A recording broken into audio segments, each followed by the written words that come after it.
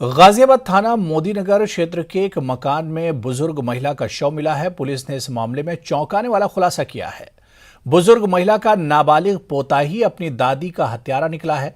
पोते ने पैसों के लिए अपने साथियों के साथ साजिश रची और अपनी दादी को मौत के घाट उतार दिया। पुलिस ने आरोपी पोते और उसके 2 साथियों को गिरफ्तार कर लिया है।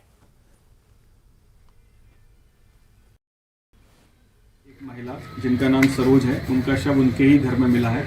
शव पर चोट के निशान थे और गले पर भी चोट के निशान लग रहे थे। मृत्यु का कारण दम घोट के मारना प्रतीत हुआ।